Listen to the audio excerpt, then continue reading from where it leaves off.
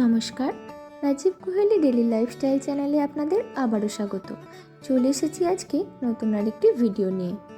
ভিডিওটি পৌষ সংক্রান্তির সময় তোলা, যখন এখানে পোঙ্গাল চলছিল, কিন্তু কিছু কারণবশত আমি এডিট করে উঠতে পারিনি।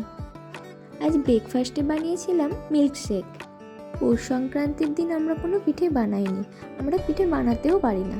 আমাদের এক বন্ধু সেদিন আমাদের পিঠে বানিয়ে দিয়ে গিয়েছিল। তাই একদিন আমরা ভাবলাম আমরাও একদিন চেষ্টা করে দেখতে পারি। সেই জন্য রাজীব এখানে নারকেল কোড়াতে বসেছে। কিন্তু দুঃখের কথা কি জানেন, আমরা পিঠে সেদিন বানাতেই পারিনি।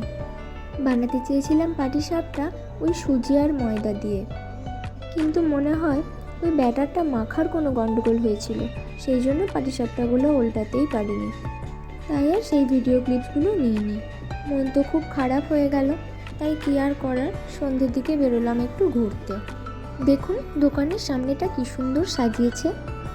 এদিকে রাজীব বাড়ি এসে বলল, পিঠে হয়নি তো কি হয়েছে, মন খারাপ করে আর কি হবে, আজকে তাহলে একটু এগ রোল বানাই। তাই এখনও এগ রোল বানাচ্ছে। আটা বা ময়দা দিয়ে আমি কোনো খাবার বানাতে পারি না, তাই রোজকের রান্নাগুলো আমিই করি। কিন্তু যখন কোনো স্পাইসি খাবার হয় তখন সেগুলো রাজীবই বানায়।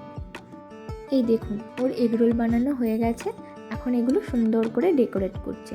ওই শসা কুচি, পেঁয়াজ কুচি, গাজর কুচি, টমেটো সস, চিলি সস এইসব দিচ্ছে আর কি। আর এখানে দেখুন বেচারা লঙ্কা চিবিয়ে ফেলেছে, তাই এখন খুব ঝাল লেগেছে। আজকের ভিডিওটি এতটুকুই। চলুন ভিডিওটা তাহলে আজকে এখানেই শেষ করছি।